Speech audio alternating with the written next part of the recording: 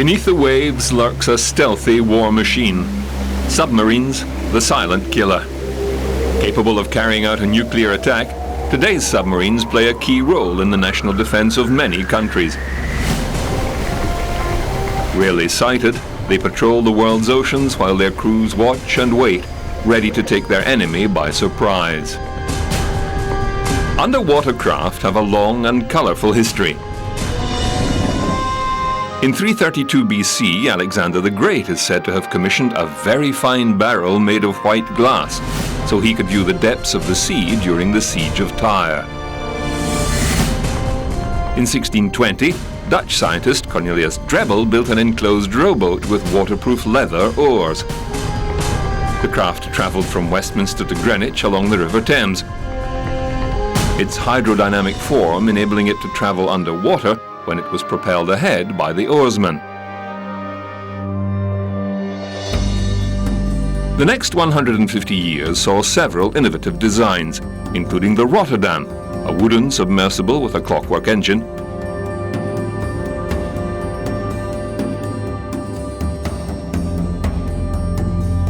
and Giovanni Borelli's diving bell, in which the passenger would inhale oxygen via a breathing tube.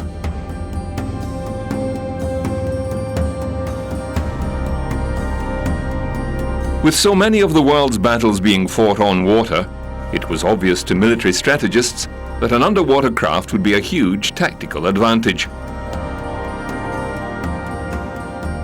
In 1776, American inventor David Bushnell designed and constructed the first military submarine.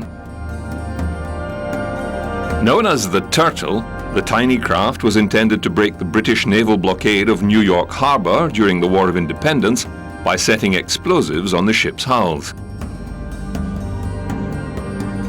The plan failed, but the idea of using a submersible craft to carry weaponry gained momentum.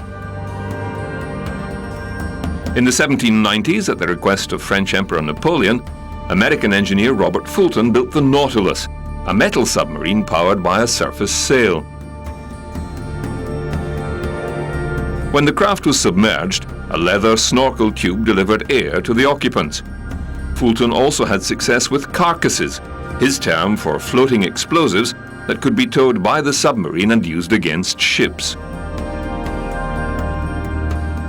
The American Civil War saw the first practical examples of submarine warfare.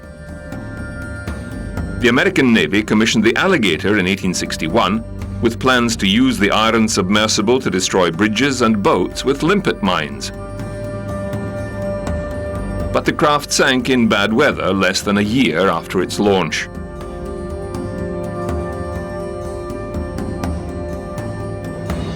It was left to the Confederate submarine H.L. Hunley to make history by becoming the first submersible to successfully destroy a target. On February 17, 1864, the Hunley blew up the Housatonic, a sloop of war moored at the entrance of South Carolina Harbor with a torpedo, fatally damaging itself in the process. As the century wore on, inventors experimented with various power sources. John Holland's designs used an internal combustion engine for surface power and electric battery power underwater. In 1900, a Holland submarine became the first submersible purchased by the United States Navy. It carried 3 torpedoes ready to be fired from an 18-inch torpedo tube and a mortar for surface use. Holland also sold models to Britain, Russia, and Japan. In 1905, Theodore Roosevelt visited the USS Plunger and became the first American president to dive in a submarine.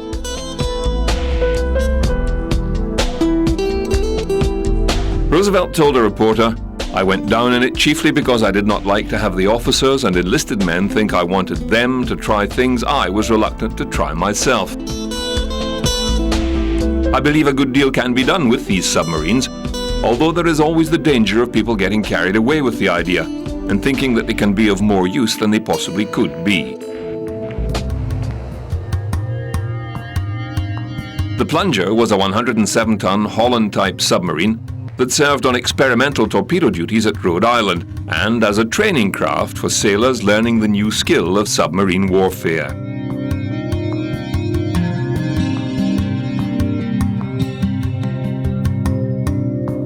The USS C1 Octopus was another sub operating as a training vessel from Newport. The Octopus later patrolled Atlantic waters during the First World War.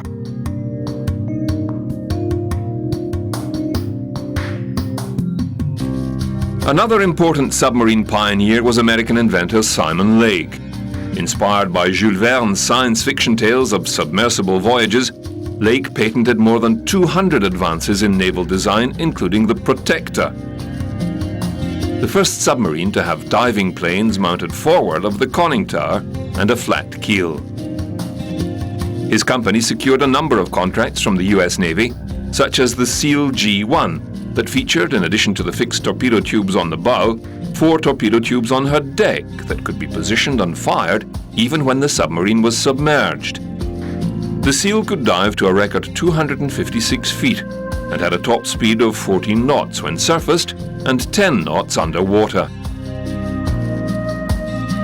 4 300 horsepower gasoline engines and 375 horsepower electric motors powered her twin screws.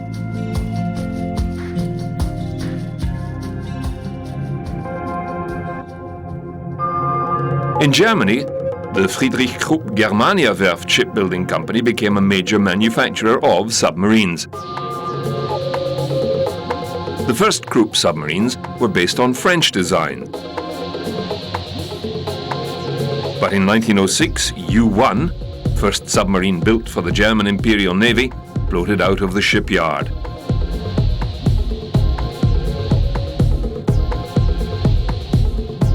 German U-boats later became key strategic players in First World War hostilities, prowling the Atlantic in search of merchant and passenger ships.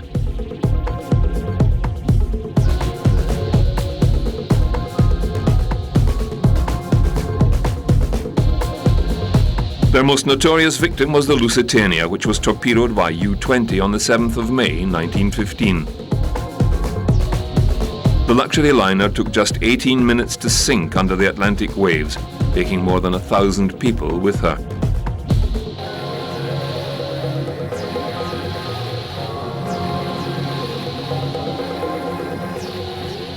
Once underwater, submarines were invisible, able to attack without warning.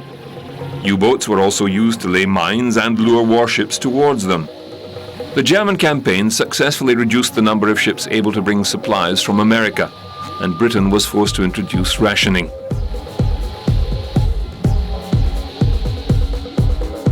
To thwart submarine attacks, naval boats would pump smoke through their funnels to create a smoke screen that shielded the vessel. Submarines themselves were vulnerable to attack from aeroplanes, so they sometimes hoisted sails to look like a sailing boat from the air.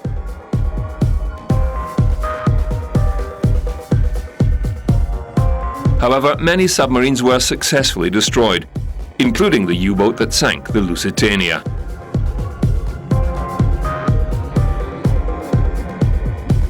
In 1917, HMS Prize, under the command of New Zealander William Saunders, successfully repelled an attack from German submarine U-93, which sank after being hit by a shell at close range. The sub's commander was rescued and the U-boat thought to have been lost. However, the second-in-command was able to regain control over the stricken sub and bring it safely back to Germany.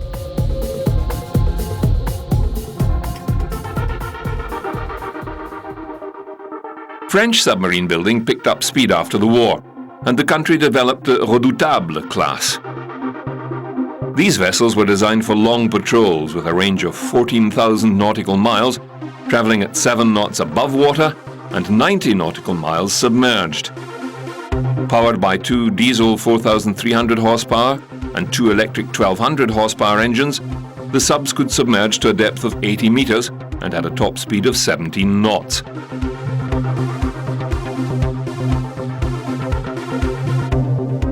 They were 92 meters in length and carried an array of armaments, including 11 torpedo tubes and 2 13.2mm machine guns. The 1,500-ton subs could carry a crew of 79 men and 5 officers.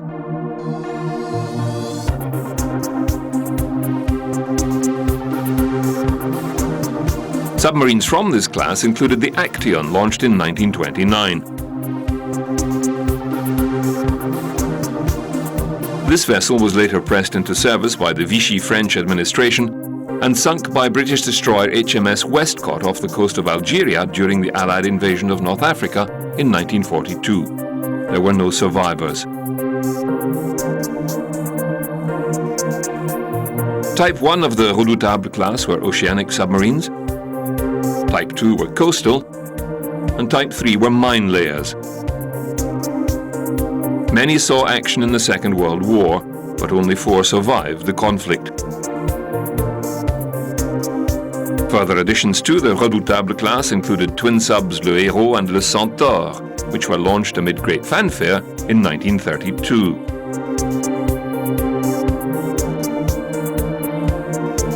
Another Redoutable class vessel was the Casabianca, launched in 1935.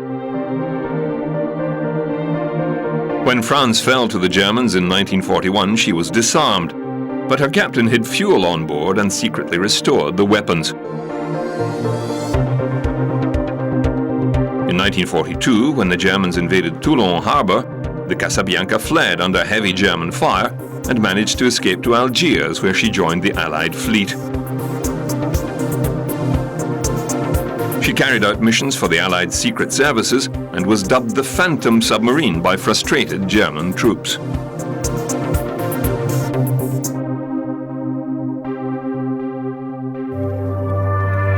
In 1933, Universal newsreel cameraman Mervyn Freeman risked his life to take footage of diving maneuvers. He was lashed to the periscope of Narwhal, the US Navy's largest submarine, while the crew below maintained the vessel on an even keel. Named after a whale, the Narwhal was launched in 1929, with similar specifications to the Redoutable. She was the lead ship in her class and spent the first decade of her life in Pacific waters, patrolling from Seattle to Hawaii. In 1941, the USS Narwhal was caught in the attack on Pearl Harbor, where she destroyed 2 Japanese torpedo planes. The sub then carried out attacks on Japanese ships, damaging the Majumaru and sinking the Takimaru. After many successful wartime sorties, USS Narwhal was decommissioned in 1945. Even in peacetime, serving on a submarine was fraught with danger. In 1921, HMS K5 of the British Royal Navy was lost with all hands after a mock battle in the Bay of Biscay went wrong. The vessel was never found, but it was assumed she had exceeded her maximum depth. The high risks of submarine operations led to much research into safety equipment. Some of the most terrible dramas of the sea have been enacted in submarines, when accidents have kept them at the bottom of the sea and rescue of the crew has been impossible.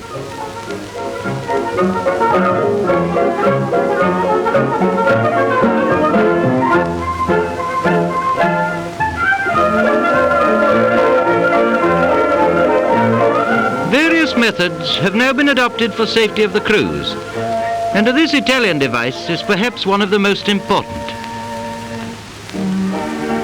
One contraption tested in 1934 involved placing a man in a hermetically sealed cylinder, then shooting him up to the surface. The cylinder could then be returned to the depths to collect more sailors.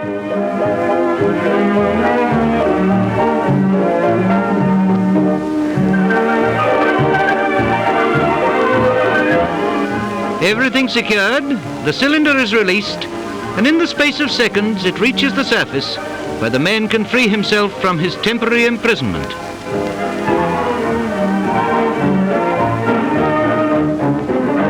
However, with up to 80 men on board and little time to prepare, such an escape route was never going to be practical in everyday operations. The British Admiralty also worked hard on developing safety techniques.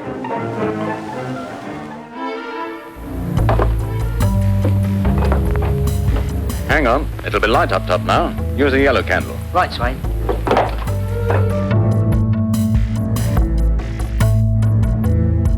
Candles marked the location of the distressed vessel, So could oil flush through the sewerage system to create a slick on the waves above the stricken sub.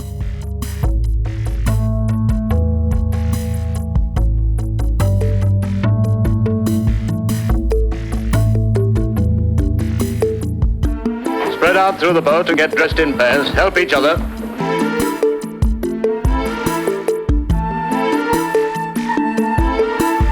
Submarine immersion equipment was intended to provide protection from cold waters in case evacuation was necessary.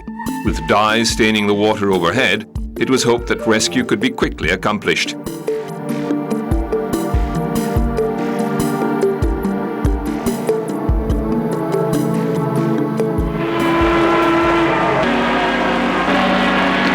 And then, for good measure, a second submarine of the same class goes down from the same yard.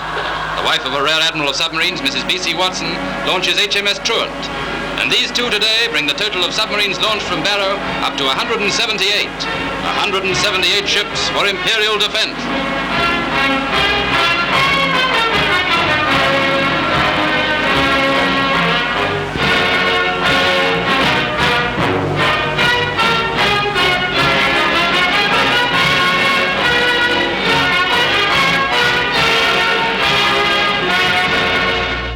By the time World War II broke out, the Germans were the undisputed masters of the U-boat.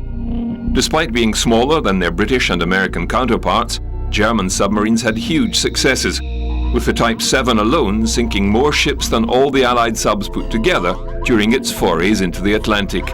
Nazi submarines, now berthed on the conquered coast, set out to starve the British people into submission. And why did they pick Norway? Its many steep inlets or fjords would make excellent U-boat bases, from which raiders could prey on British supply lines. The Type 11 prowled from Germany to the Far East, striking terror in the hearts of Allied seafarers. German submariners had a reputation for clean fighting, and often went out of their way to rescue enemy combatants following a sinking.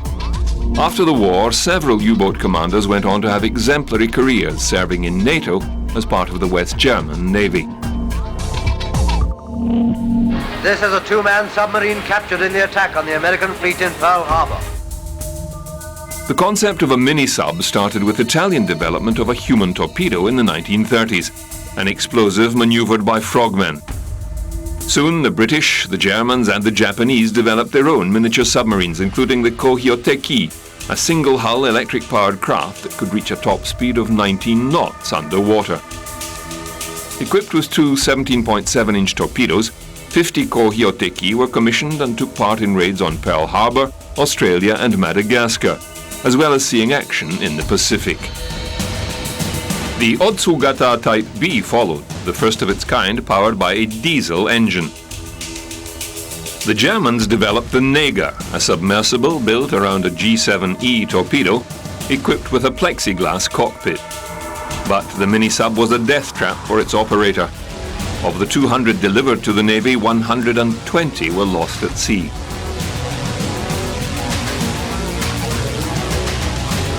The Biber mini-sub was inspired by the capture of a British Wellman 46.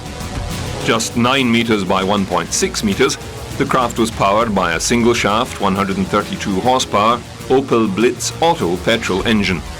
One 13-horsepower electric motor gave it underwater propulsion.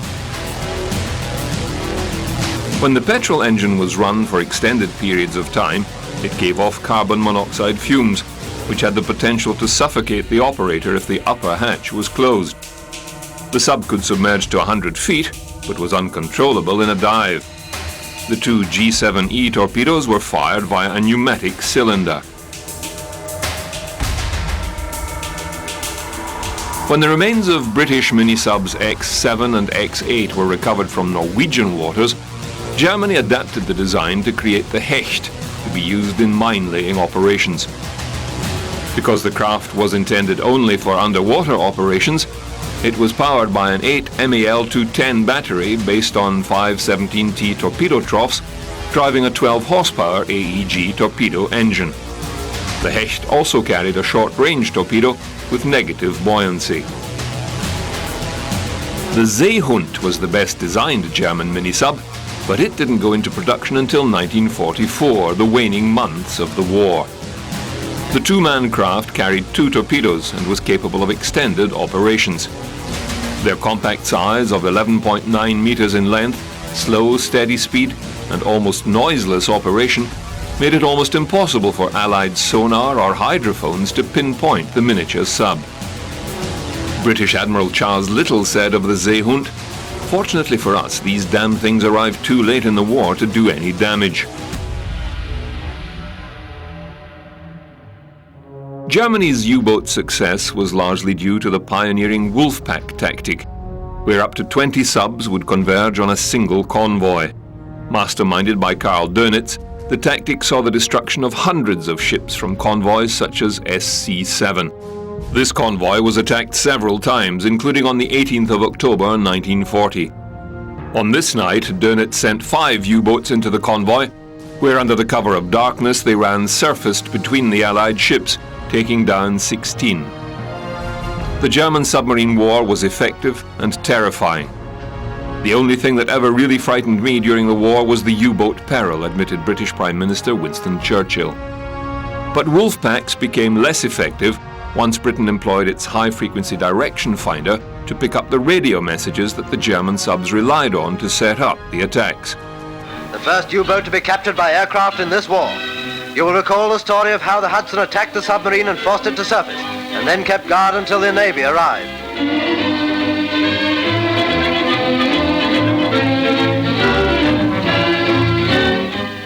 There seems to be a bit of an ancient mariner yarn going on by one of the reception committee. Shut up. However, the United States adopted the tactic for its war in the Pacific and successfully decimated the Japanese fleet. More than 2,000 times during World War II, torpedoes found their targets in enemy vessels as the submarine fleet of the United States Navy established a mark unequaled in the history of naval warfare.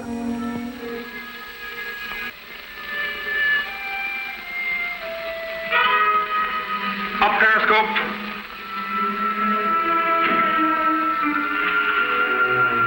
Bearing, mark 329. Range, mark 6100. Down periscope. Angle on the bow, starboard 15. America's Pacific campaign was a deadly one for its submariners, as it lost 52 subs and 3,500 men in the fight against Japan. In all, 785 subs were sunk during the Second World War, with 8 out of 10 submariners losing their lives. After the war, the US, Britain and the USSR all came into possession of experimental German U-boats with snorkels and advanced sonar. All ahead 1/3. All ahead 1/3. That's sir. Torpedo run 1100. Brakes about 1600. Gyro 005. Increasing. Shoot anytime. Palau-class sub the USS Cochino was fitted with passive sonar, enabling her to listen underwater in silence without emitting the audible pings sent out by earlier model subs.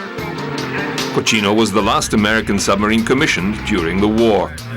She was converted to greater underwater propulsion power, or guppy, and given a snorkel pipe that would take in fresh air, run the engines, and expel engine exhaust without surfacing.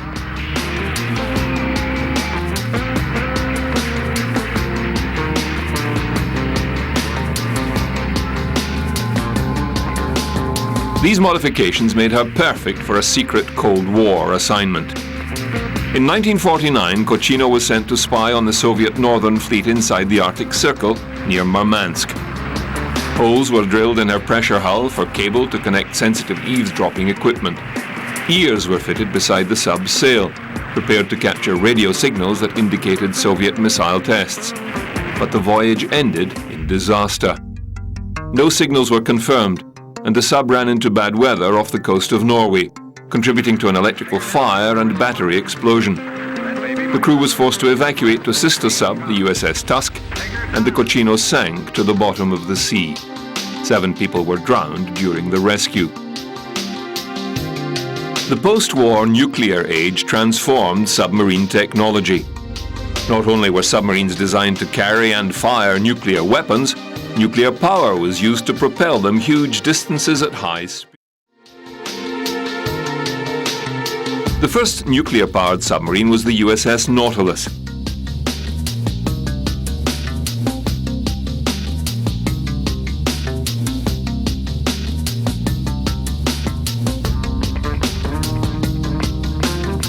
US President Harry Truman signed his name onto the vessel's keel at a ceremony in 1952, and the submarine was constructed at the Electric Boats Shipyard in Connecticut.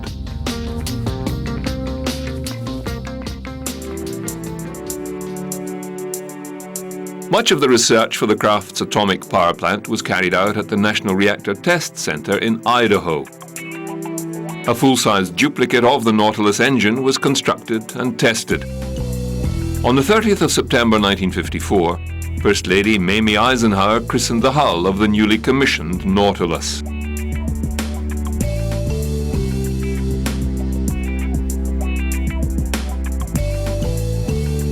Well, Doctor, this simplified diagram of the USS Nautilus, the world's first atomic power. The Sea-Wolf was the second nuclear submarine commissioned by the US Navy. It was the first and only submarine built with a liquid metal nuclear reactor. The liquid sodium plant was more efficient than a water-cooled reactor, but potentially more dangerous for the ship and crew. Testing of the power plant took place at KAPL, the Knowles Atomic Power Laboratory, operated by General Electric. Hundreds of nuclear scientists developed a full-sized nuclear reactor to observe the chain reaction of nuclear fission that would be used to power the giant submarine. Both the Nautilus and the Sea-Wolf were huge steps forward for the nuclear industry. Unlike nuclear-powered aircraft, nuclear-powered subs became a viable proposition, and the technology is still used today. A documentary produced by the California Academy of Sciences in 1956 enlisted renowned submariner Fleet Admiral Chester Nimitz to explain the principles of submarine operations. Well, the submarine has two systems also. On the surface, she uses her diesel engines, which can generate about 6,500 horsepower and propel her at a speed of about 20 knots. For surface propulsion, she has enormous storage batteries all along the keel here, which produce power for driving her submerged. Well, in other words, then, if you didn't have one of these snorkels and you wanted to go below the water, then you'd have to use the batteries for that sort of work. That's correct. The Admiral also demonstrated how periscopes operate. Right into the camera. You have a cutaway model there. Perhaps you could demonstrate how this periscope operates. Well, this cutaway model will show sufficiently well the principles of the periscope. In the submarine, the periscope is a 40-foot steel tube. The commanding officer looks into this prism here, and the line of sight goes up and strikes this prism here, and so on out to the floor to the surface of the ocean. This prism may also be tilted so that he can search the sky for planes. Well, suppose we go now back to the training facility at Mare Island and see how the periscope would actually work. And here we see Lieutenant Commander D.T. Morris going through a periscope drill, and the command, of course, is up periscope. The skipper's first duty, as soon as the periscope comes above water, is to make a full 360-degree sweep of the horizon, to scan the earth off of the surface of the sea in all directions. He then focuses on his target. The next command we will hear is range mark, and following that, bearing mark. At these commands, the assistant approach officer, in this case Lieutenant Ware, takes note of the range to the target and her bearing on the azimuth circle. A good sonar operator can tell the difference between the propeller sounds of a carrier and those of a destroyer.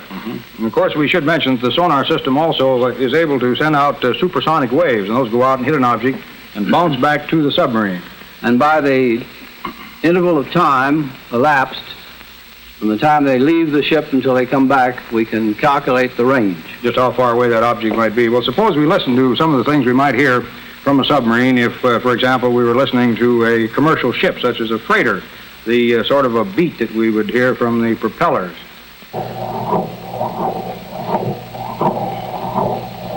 Then followed by the beat of a faster ship, such as a destroyer.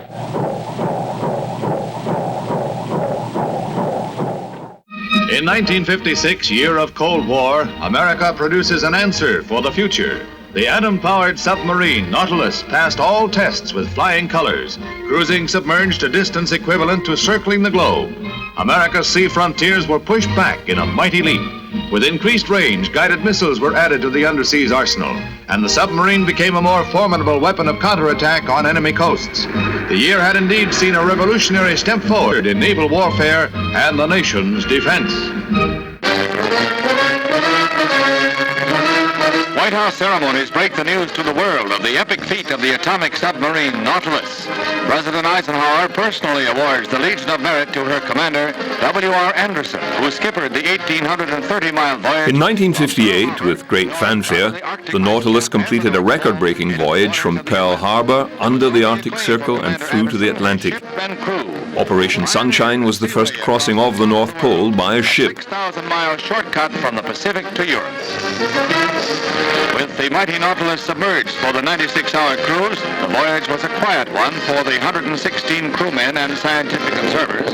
No emergencies, no encounters with fanciful sea monsters a la Jules Verne. But always there was a sense of adventure as the Nautilus logged a cruise that will rank with man's first strides into space in the annals of 20th century achievement.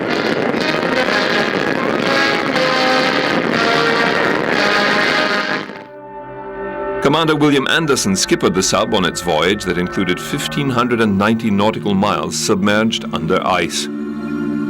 It was a dangerous expedition, as authorities were unsure whether the vessel's gyro compass would operate correctly under the ice. The submarine only carried enough breathing apparatus to save a third of the crew if there was a loss of oxygen. Fortunately, the sub's voyage was a success, and the Nautilus made many more in future years, shattering speed and distance records.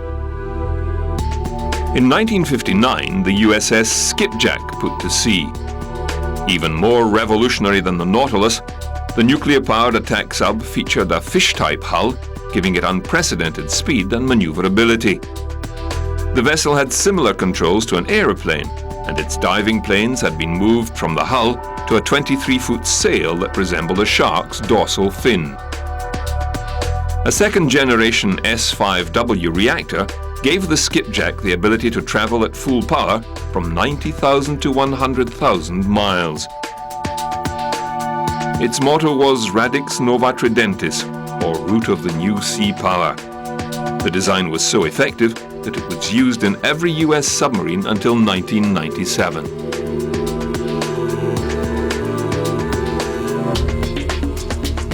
The first sea trials of the nuclear submarine Skipjack, an even more revolutionary craft than was the Nautilus, thanks to its fish-type hull, which gives the Skipjack sensational undersea speed and maneuverability, far greater than any U-boat before.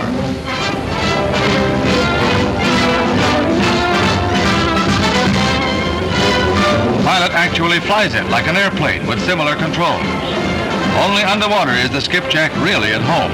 Her snake-round hull is completely unlike the boat shapes of prior craft. On the surface, she's a little sluggish and awkward, but the nuclear power plant means that the Skipjack and her sister subs now on the ways will be able to cruise and fight underwater to the limit of the crew's endurance.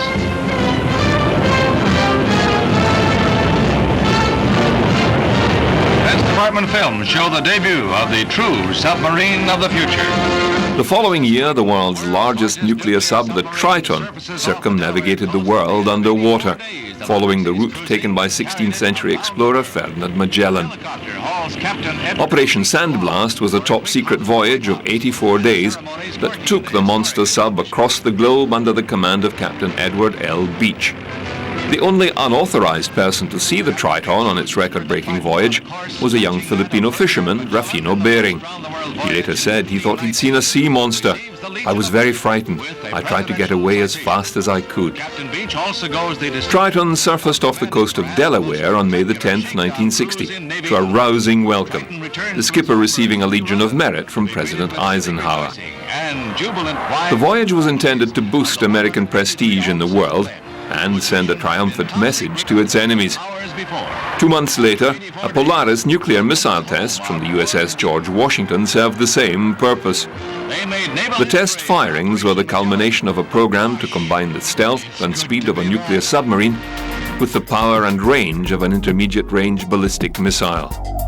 The Polaris was a two-stage solid-fuel nuclear-armed ballistic missile about 20 feet in length, with a range of 1,000 nautical miles. On July the 20th, 30 miles off Cape Canaveral, the George Washington submerged 50 to 60 feet below the surface and fired the first nuclear missiles from a submarine.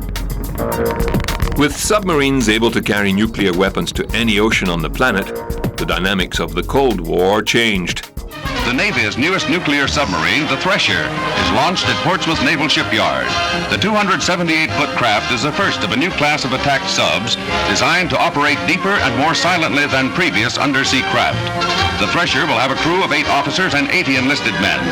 She gets a bow first launching, the first in 40 years, with the christening done by Mrs. Frederick B. Warder, wife of the 8th Naval District's Commandant. The Thresher's novel moving torpedo tubes mounted amidships necessitate the bow first launching. They'll make the craft one of the most effective fighters in the Navy's undersea fleet. On the 9th of July 1960, the first Thresher-class submarine was launched at the Portsmouth Naval Shipyard, joining the growing ranks of U.S. nuclear-powered subs. The USS Thresher was a big step forward for naval technology. She carried the first computerized fire control system in a submarine and had an unparalleled sonar range. But despite her advanced design, the Thresher and all 129 crew were lost at sea off the Cape Cod coast on April 10, 1963, when the submarine failed to surface following deep-sea exercises. The last thing heard by sonar operators on the submarine rescue ship Skylark, which was shadowing the sub, was the sound of air rushing into an air tank. A massive underwater search located the remains of the Thresher on the seabed, about 8,400 feet below the surface. The Navy concluded that the failure of a piping joint in a seawater system in the engine room allowed a burst of water to short out electronics and cause an automatic shutdown of the nuclear reactor. Without nuclear power, the sub dropped to the ocean depths, where it was flattened by water pressure. According to one photographer who saw the wreckage, the Thresher looked as if it had literally been shredded, crushed by some giant unseen hand. Across the Atlantic, the British were forging ahead with their own atomic submarine program. The 7th HMS Dreadnought became the nation's first nuclear-powered submarine. It was joined by the Valiant in 1966, the first fully British nuclear fleet submarine. Interviewed at the Valiant's keel-laying ceremony in 1962, its captain said the crew was highly specialized. They're all volunteers and they've all been specially selected because the training for the submarine is a much higher standard, because everyone must know exactly what is happening and also know a great number of details about the power plant itself to ensure its absolute safety under all conditions. What sort of amenities will they have? Well, for instance, there are cinemas in each of the messes. We hope to carry a large stock of tape recordings for relaying, say, BBC-recorded programs, a large library, and we'll carry a number of games of various types that people can play in their messes. Proudly afloat for all to see at Barrow-in-Furness was Dreadnought, the Royal Navy's first nuclear-powered submarine built by Vickers Armstrong at a... HMS Dreadnought and Valiant were key weapons in Britain's Cold War nuclear deterrence strategy. The Dreadnought was modelled on the US submarine design for the USS Albacore, that included a distinctive whale-shaped casing and a fin-shaped conning tower to reduce drag. 113 men crewed the vessel, and great effort was taken to build comfortable quarters because of the amount of time the nuclear-powered submarine would be spending underwater. The Dreadnought spent nearly 20 years in service for the British Navy, including a secret mission during the Falklands War.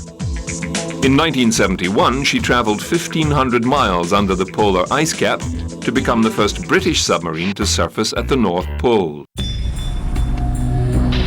In the years since nuclear submarines emerged on the scene, safety systems have been upgraded significantly. But as the tragedy of the Kursk demonstrated, the possibility of disaster remains ever present.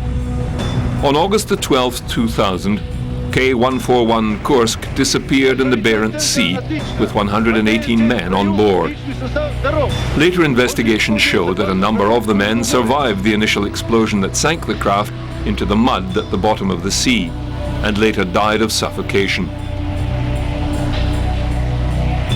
The Oscar II class nuclear missile submarine was a showpiece of the Russian Navy and the largest attack submarine ever built. The Russians insisted they did not need international help and could rescue the occupants of the stricken sub by themselves. However, the rescue attempts ended in failure.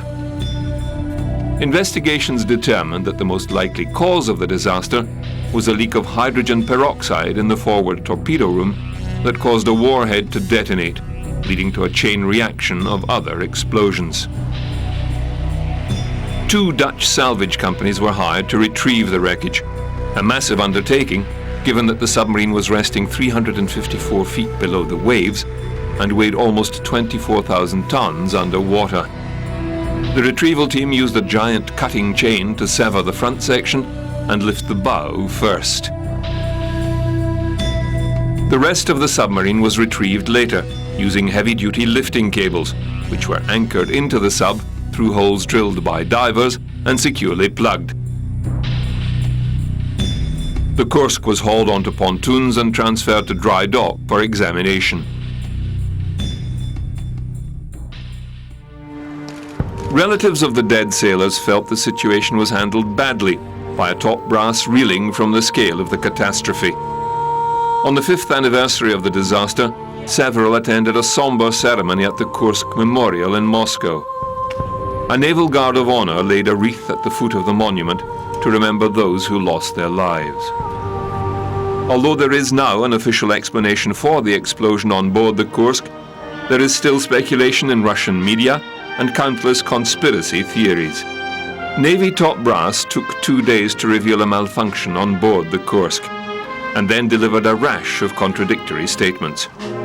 Officials alluded to a collision with a NATO vessel. They said the crew was tapping out SOS messages on the hull. Then they announced that the crew had died minutes after the blasts, rendering the Navy's delayed, botched rescue effort pointless.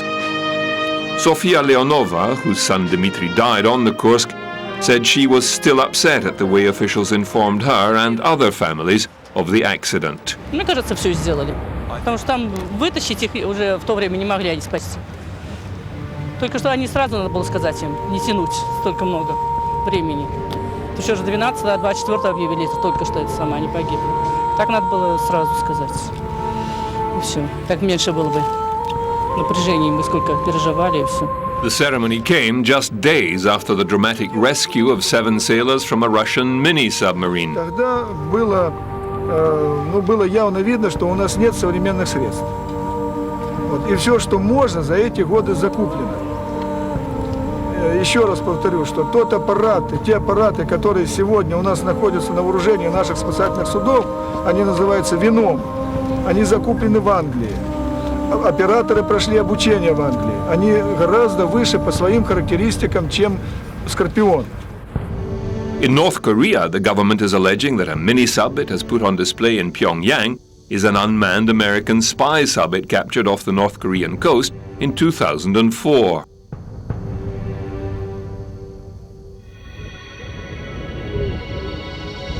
Large submarines are also still a key component of the US Strategic Defense Plan, but their focus has been overhauled in line with new priorities. During the Cold War, the USS Florida prowled the oceans, equipped with Trident nuclear missiles, ready to carry out an attack at a moment's notice. In 2006, the 18,000-ton sub was converted from a ballistic missile-capable submarine to a guided missile submarine, making her one of the US Navy's most advanced ships. One of the Ohio-class submarines, the Florida is now capable of launching up to 154 Tomahawk missiles. The vessel measures 560 feet and has a cruising speed of 20 knots. It's also equipped with 2 lockout chambers that can rapidly deploy a team of up to 66 sea, air and land special forces. Navy SEALs can be secretly dispatched to volatile regions anywhere in the world. Inside, the submarine is a hub of activity, as its 135 crew go about their daily tasks. Dive! Dive! Despite the cramped conditions, everything runs smoothly. The submarine's captain, Bill Traub, has overall responsibility for the vessel. The ship is very special because it's got the latest technology. It's got an incredible ability to communicate even when the ship is submerged, much more so than other submarines. In the conversion process, the ship was converted to be a very good platform for special operations forces and for land strike with conventional missiles. Captain Traub says the Navy regularly collaborates with other countries to improve security in the wider region. One of the other things that we do here in the region is working with other nations, working with the U.S. Navy, and we add additional capacity. So as a submarine here in the region, and as this specific submarine, we're able to take away some of the burden from some of the other allied navies, take away some of the burden from other U.S. ships in providing security to the region. And again, this is the ship has got such a greater capacity that we can let some of those other ships take on some other missions that they're now fulfilling because we have the ability to fill that role. The Florida is currently deployed in the eastern Mediterranean. Missile tubes have been converted to allow Navy SEALs to exit and enter the sub. They may swim out in diving gear or onto specially designed mini-subs. Living conditions on board the Florida are certainly not spacious, but crew members still try to make it home-like. This is my three boys. This is my oldest Troy, and this is Trevor, and then little baby Trent, which is trying to stay in here, of course, with some help.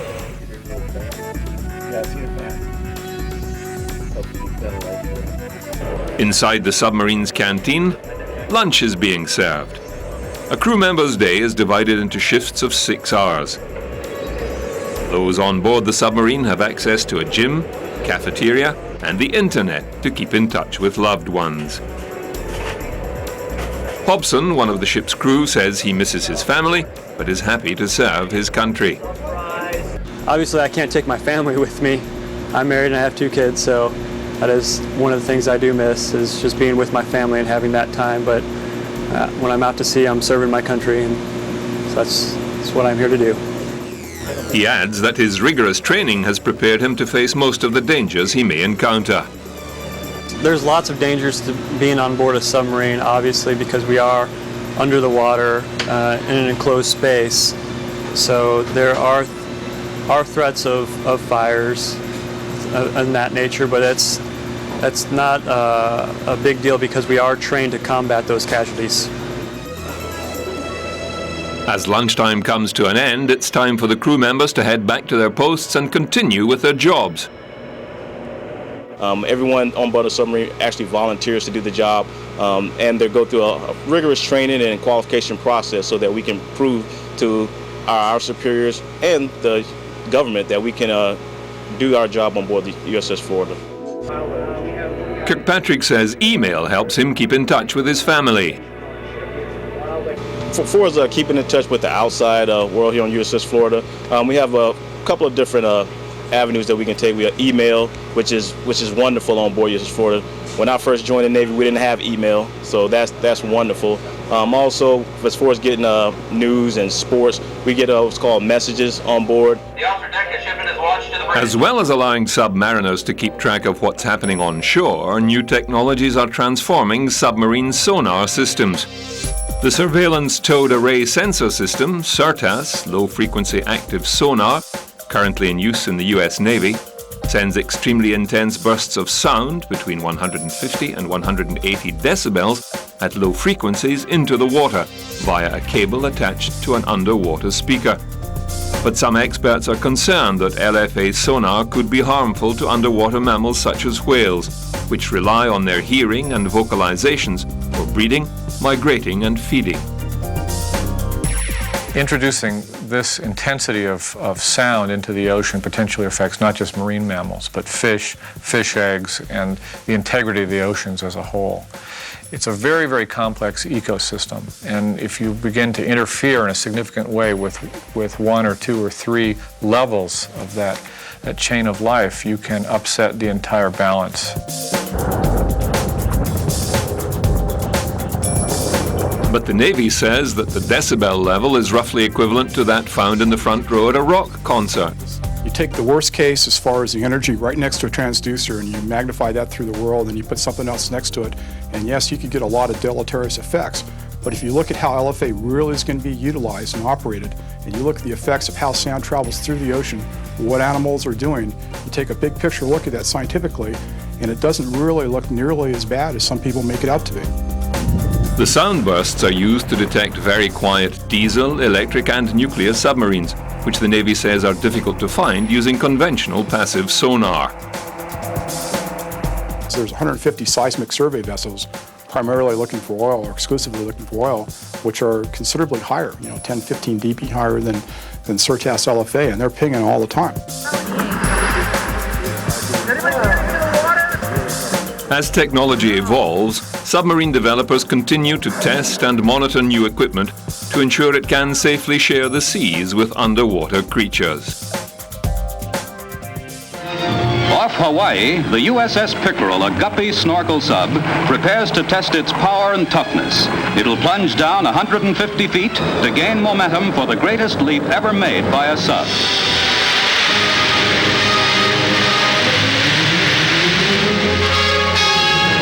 The 70 crewmen said they weren't hurt during the leap.